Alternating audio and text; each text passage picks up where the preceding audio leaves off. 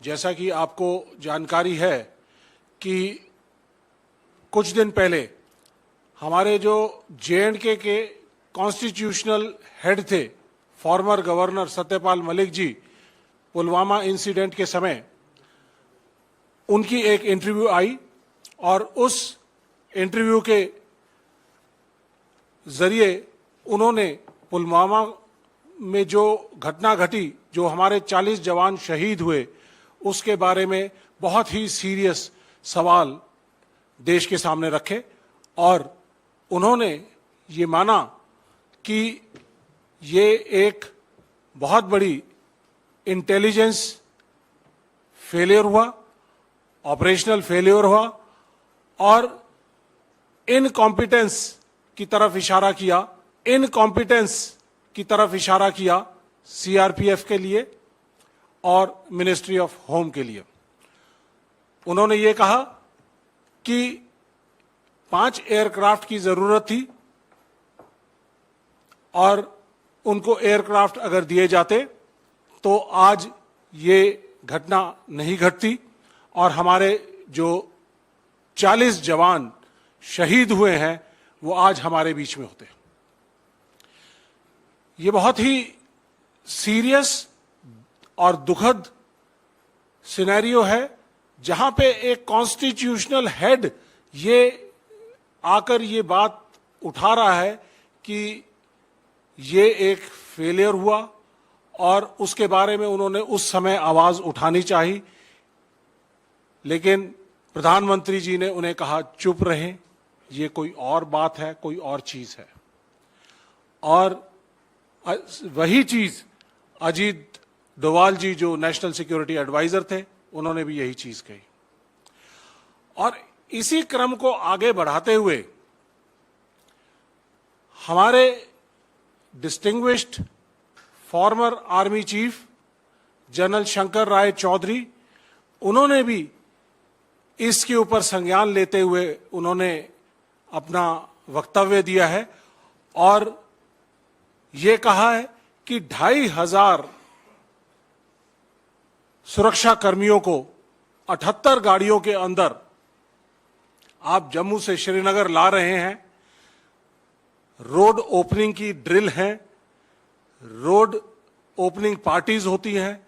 कोई भी बड़ी कॉन्वॉय अगर चलती है तो उसके अंदर एंटी आईईडी जैमर्स पहले चलते हैं, रोड की सैनिटाइजेशन की जाती है और जितने भी laterals, arterial roads, link roads, highway को ज्वाइन करते हैं, उन्हें कवर किया जाता है ताकि कोई मिलिटेंट या कोई मिस एडवेंचर एक्टिविटी ना कर सके। और सत्यपाल मलिक जी ने भी ये अपने वक्तव्य में कहा है कि लिंक रोड पर कोई जिप्सी नहीं थी, कोई मैन पावर नहीं थी, कोई डिफेंस फोर्सेस नहीं थी। तो ये एक बहुत ही बड़ी ऑपरेशनल लैप्स है। जनरल शंकर राय चौधरी ने ये कहा कि अगर जहाज सीआरपीएफ को दिए जाते तो आज ये दुर्घटना नहीं घटती। इसके अलावा इंटेलिजेंस की जो इनपुट्स पिछले कुछ 1 महीने से 2 जनवरी से लेके और 13 फरवरी तक लगातार आ रही थी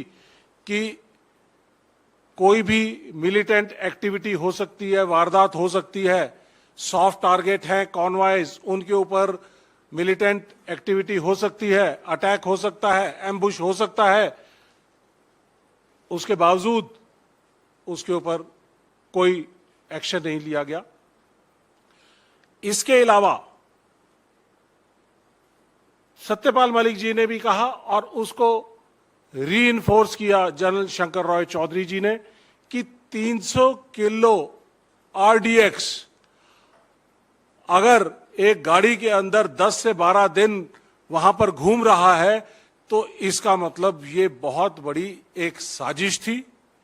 और एक बहुत बड़ी इंटेलिजेंस और सिक्योरिटी फेलियर था। हम लोगों ने उस इलाके में काम किया है अगर 10-15 किलो आरडीएक्स भी आसपास कहीं पता चलता है कि किसी इलाके के अंदर है, तो पूरी की पूरी सिक्योरिटी फोर्सेस अलर्ट हो जाती हैं और उस एक्सप्लोसिव को और उसके सोर्स को ढूंढने की कोशिश करती हैं और निष्क्रिय करने की कोशिश करती हैं। लेकिन मुझे अचरज है इस बात का कि 300 किलो आरडीएक्स 10 से 12 दिन तक एक गाड़ी के अंदर घूम रहा है और सिक्योरिटी फोर्सेस को या इंटेलिजेंस नेटवर्क को ये जानकारी नहीं हुई। और जो अगर ये जानकारी, पुख्ता जानकारी अगर आगे पास की जाती और इनको मिलिटेंट्स को अगर पकड़ा जाता, तो आज ये सभी शहीद जवान हमारे बीच होते।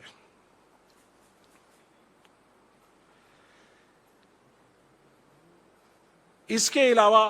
जनरल शंकर रॉय चौधरी ने बड़े ही वैलिड सवाल पूछे हैं। उन्होंने कहा है,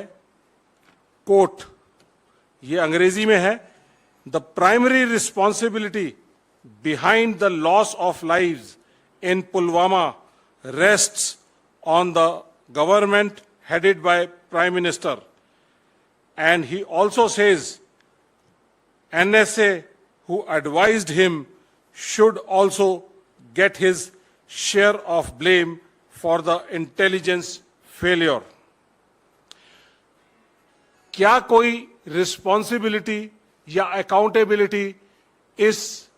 फेलियर की किसी के ऊपर फिक्स की गई?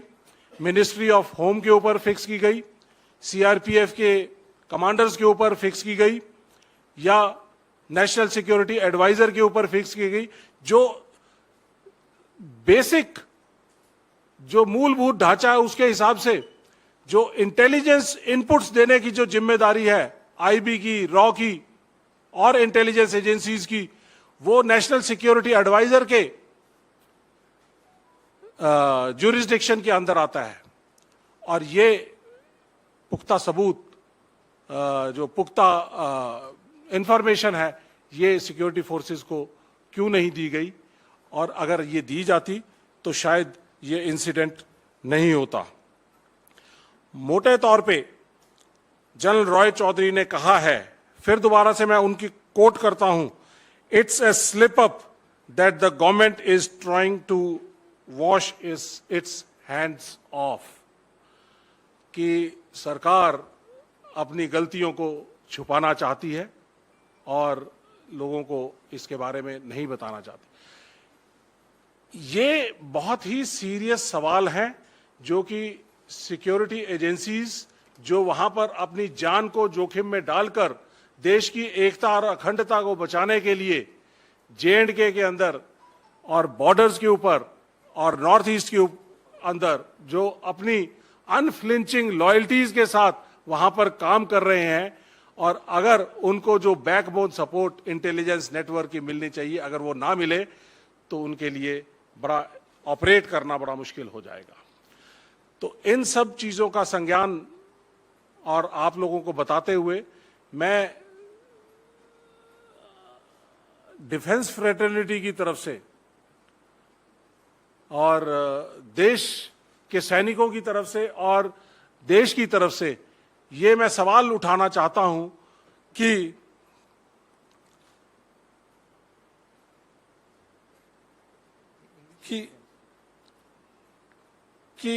ये how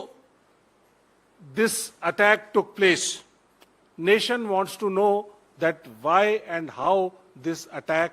took place, why and how there was an intelligence failure, why and how the accountabilities were not fixed on CRPF, MHA, NSA, PMO, and why and how the RDX has been floating around in that general area for 10 to 12 days. And how and why these lapses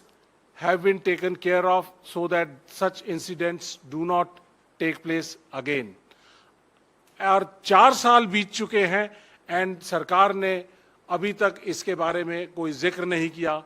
17 लोग इसके अंदर उन्होंने नामित किए, जिनमें से 7 लोगों को